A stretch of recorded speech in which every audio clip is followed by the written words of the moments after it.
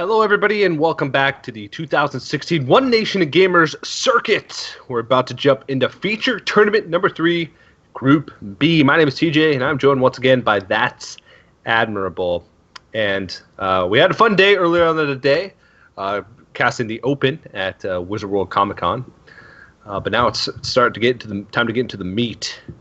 And StrifeCro and Th3Rat up first. Give me the scoop on these players, Admirable.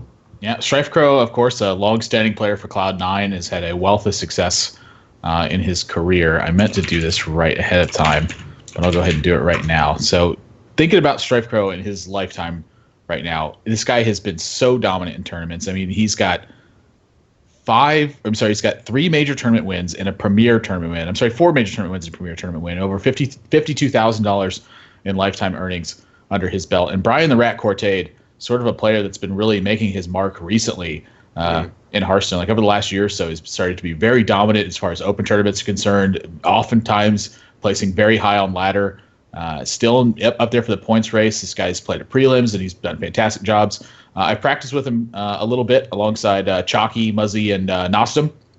This guy's kind of a tightly woven group, and honestly, they all kind of approach the game the same way, where they want to play for board, they want to have decks that take advantage of the fact that they have the board. They want to have decks that can come from behind when they don't have the board, but mostly focusing on getting the board to begin with.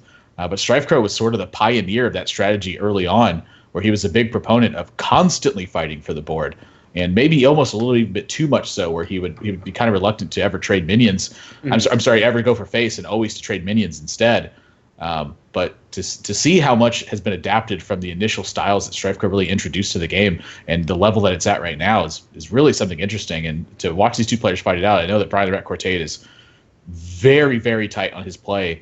And recently, StrifeCro hasn't had like the greatest finishes in the world. You know, he did win the OGN Hearthstone Invitational in Seoul, but outside of that, kind of been a little bit quiet. Yeah, definitely a bit quiet. And looking at their deck lineups, StrifeCro bringing a Druid, which is a little bit surprising. I think he has been playing that one on his stream a little bit. And the Mage, which is the deck that I sort of want to bring attention to. We've seen a lot of Freeze Mage, but that's probably not Freeze Mage.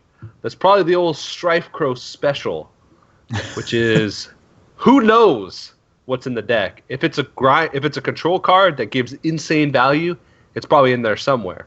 And the Rat, of course, bringing just a pretty strong lineup. I'd imagine that that Warlock deck that's been banned is Zoo. Probably running Dragon Temple Warrior, which has been a deck that he's latched onto, and that mid-range Hunter deck as well. So should be an interesting match. I'm really looking forward to this one. Yeah, to me, when Brian the Rat Cortade chooses to play Hunter here, I think it's kind of a nod to the field and how stacked it actually is in this event, where he knows that the play edge is going to be relatively small. In terms of actual decision making, everyone here is pretty much playing top Hearthstone. So to rely on the deck to be able to curve out and really punish opponents for just not having straight up answers for it is kind of right up his style. And as you mentioned with StrifeCro and the Mage has been his favorite class basically since the inception of the game, and it's always going to look for a way to play a slow, grindy control game with Mage if it's possible. Now, if it's not possible, he'll relegate and play some other stuff. I know that Freeze Mage has been something I've watched him play before. I don't think he's too big of a fan of the Malagos versions of the Freeze, but Mage is certainly something that he always wants to play if it's available. But the major concern he's going to have is making strategically the right decisions. So when he plays those grindy Mage decks, it's because he believes it can compete with everything else that's out there. Yeah. And with StrifeCro, I'm curious to see what the Warlock deck is going to be, whether it's going to be Zoo or whether it's going to be more slow control style. StrifeCro is a player that's known to be a more control-oriented player, but he's also a player that never scoffs at what's good. No, he'll never say, I'm not going to play this deck, even though it's not a control deck, if it's really, really powerful. And Zoo is in a spot right now where it's just so incredibly powerful, it's hard to pass up on playing that deck, even if you are a control-oriented player. So I wouldn't be surprised if he does throw in a Zoo Warlock into a more control-oriented lineup. But it looks like we're just moments away from jumping into game number 1. It's exactly what we're going to do. It's going to be Th3Rat throwing out this mid-range Hunter and StrifeCro with the Cthulhu Druid. Yeah, kind of touching on what you just said. I think back to the 2014 World Championships where StrifeCro made top 8 at that event, and he played Zoo in his lineup. And even though he was very much known for his handlock play in that period, like his Druid and handlock play were very top-notch, And he decided to go with Zoo in that tournament simply because of the strength of the deck. And watching him play Zoo was actually one of the earliest glimpses I caught of a different way to play that deck, because traditionally I had played it more of like a face style where I'd play my minions and I would attack them. And I would trade like when my trades were very favorable, but when I had more restrictive trades that would set up better turns, I would tend to just go face. And that wasn't giving me the best win rate with the deck. But watching StrifeCro manipulate the board presence so that he had lots of little weak minions out to use as he saw fit, because you're able to expend so much because you have life tap. It was a very different style, and sort of adapting to that was the major difference in me being a Zoo player and being a successful Zoo player. Yeah. Pretty good points. Yeah, 2014 World Championship was a place where we saw a lot of new play styles sort of break out. People thought there was a very linear way to play a lot of decks, and players like StrifeCro, players like Firebat really sort of changed that in different ways as well. But StrifeCro actually 4-kept Wild Growth, Disciple of Cthulhu, Cthulhu's Chosen, and Twin Emperor. Yeah. He 4-kept. Yeah, I think this is actually like one of the rare situations where you can actually 4-keep with Druid because his hand is so strong. So having the Disciple of Cthulhu to answer, going into Cthulhu's Chosen, and then having, hopefully at that point, drawn anything that you can use, and then roll straight into Twin Emperors. I mean, Twin Emperor is one of the ways that you win this matchup, is by just sticking 8 power and 12 health worth of taunts on the board, and really looking to fade that shot from the Huge Toad there. Very fortunate from StrifeCro on that one, so we'll see how Brian the Rat Cortade wants to handle this. Looks like it's going to be a King Zealot here. Nice pickup for him. Yeah. Anything to play this turn is a nice pickup. Probably a little bit sad that he's got to trade in this Fiery Bat, but doesn't win the Joust either, so not going to be able to pick up that extra value. Maybe running a bit low on resources. Oh, wow. Oh, man. Cthulhu's Chosen into an Innervate Twin Ebs is a very powerful line of play. Not only that, but let's say StrifeCro draws anything to play on next turn, and he decides to Wild Growth instead and try to wait for a brand Twin Emperor. That could be lights out in this matchup. And the Rat with a Freezing Trap draw, now the option to Deadly Shot or Freezing Trap. And Freezing Trap looking, I think, a little bit more appealing versus this Cthulhu's Chosen. Yeah. But Deadly Shot's a little bit more mana efficient, but maybe looking for something stronger. Now, the caveat here is if he chooses to go with Freezing Trap and StrifeCro doesn't activate it, Deadly Shot looks sometimes a little bit worse. Not too much, but at times it can. Mm-hmm. But I don't know if StrifeCro has the ability to wait around for this. I mean, he may have to just attack here and hope that it's like Bear Trap or Explosive Trap or something. And then when he finds out it's Freezing Trap, and that's probably going to be the opening for Twin Emperor at that point. I mean, it's not the biggest deal in the world, and he does have, a lot of room left to, like a lot of value to be gained. Still with Brand Bronzebeard, he's got Wild Growth to curve into higher mana cost. He's got a way to deal with Eaglehorn Bow for it to come out, which would probably be the largest punish here. And I mean, this is tough. Stranglethorn Tiger's great on turn 5, but look at this board that he's staring at right now. Yeah. When you lose board control as this Hunter deck, it is very hard for you to come back into the game unless you've done a significant amount of damage in the early game, enough where you can close it out with some burn spells like Kill Command and Quick Shot. But the Rat's not in a position where that's a possibility. Yeah, I mean, you can see how much is dedicated to keeping the control of that board as well. I mean, with all the early 2-drops, the Fiery Bats, Deadly Shot, Kill Command.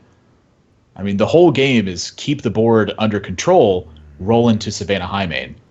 Yeah. And StrifeCro having turn 1 Wild Growth, turn 2 Kill a Guy, turn 3 4/2, turn 4 8 power, 12 health worth of taunts. It's almost impossible to keep control of the board against a draw like that. Yeah, it really is. And he's really going to think this one through, but I mean, there's no perfect solution. He's got a Deadly Shot. All right, well, a decent hit there, and he's just going to try and stop some of his damage, maybe to go for that line of play where he tries to go for the long game. But Dark Arakoa, oh my. This is kind of the way that Druid wins this matchup too, is if it keeps the game at all stable and is able to just roll into taunt after taunt, it is super hard for Hunter to recover from that. Yeah. You see Brian the Rat Cortade just nod his head. Like, yeah, that's good. It's very good. Savannah Highmane hopefully can keep some pressure here, but it's not really the cleanest trades it has lined up. Well, this is probably the turn where StrifeCro is going to put on the heat a little bit. I mean, just the fact that there's no strong trades for the Rat means he's kind of open to start the attack. Wow, this is really interesting. StrifeCro's instinct is to trade here, and this is kind of also what I was talking about, how heavily he'll fight for the board. He's very reluctant to throw caution to the wind and start attacking. He's always going to try to fight, and even here he's going to continue it. This is very interesting to me. Yeah. Oh, picks up Disciple of Cthulhu. That ends up lining up perfectly. In Disciple of Cthulhu and Hero Power down, if that's the course that he wants to take in this game, where he is going to be able to play for value. I think Bran is going to be what he wants to get down here. Okay. Yep. Yeah, I suppose so. StrifeCro's done a really good job of keeping control of the board, but at what cost? Now Unleash the Hounds is looking like a great draw. Tracking for the Rat, and tracking could actually kind of help dick him there. Yeah. The thing is, do you want to use tracking this turn, or do you want to pop down the Stranglethorn, get this hero power out, and fit in that efficient damage, and then tracking next turn when you'll know a little bit more of what you're dealing with? The Brand is awfully scary, though. I mean, if you've ever played against that card, incredibly true. Leaving Bran around is like one of the nightmare scenarios. Kodo is a great pickup for that too, actually.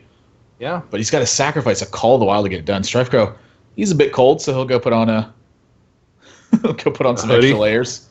Yeah, he's supposed to be taking those shirts off, not putting them on. Wait, that's dog, right?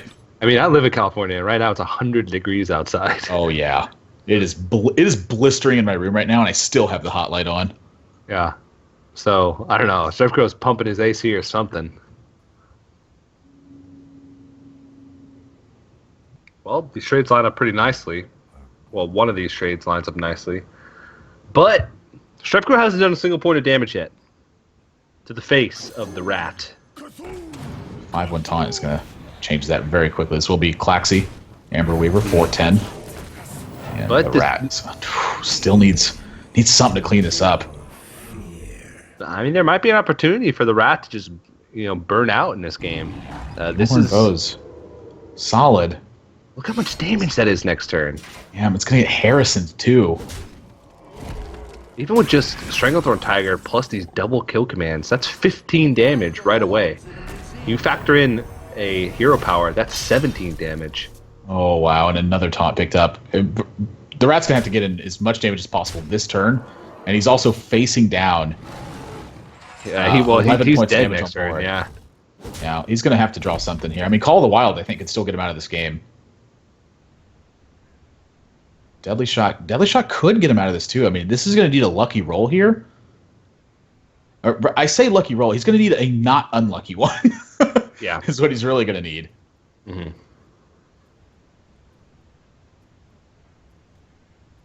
He's going to consider what it looks like to trade and use it instead. Maybe thinking about trying to clear the board this turn, something along those lines.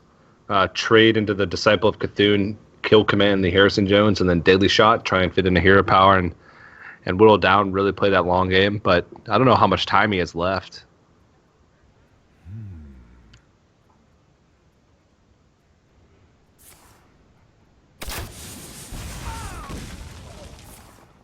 I mean, that's reasonable. Takes off the highest power minion from the board. Gonna fit in one kill command as well. StrifeCro looks thoroughly confused. All right, so I think swipe, trade in Dark Arakoa, but oh man, this is actually tough because you need to fit in a hero power as well. Maybe trade Dark Arakoa hero power face. I don't mind that at all. You have 9 damage set up on board. Swipe in hand to deliver the last blow. I mean, he's putting the Rat on drawing Quick Shot, on drawing a Beast that he can cast with kill command and hero power. Yeah. And that's about it. And so I think that's as good as StrifeCro is going to get this game. Yep. And actually, if he does the trade Dark Arakoa version, I think it's Quick Shot or bust. Yep. Because he's used that second kill command. He's going to Wild Growth. That's still en route for this plan. Might as well use that extra mana. So Dark Arakoa, trade hero power. It looks like it's going to be the play. And yeah, now it is going to be quick shot or bust, and he does have 2 quick shots left in the deck. Is there anything else that would save him? I suppose a taunt.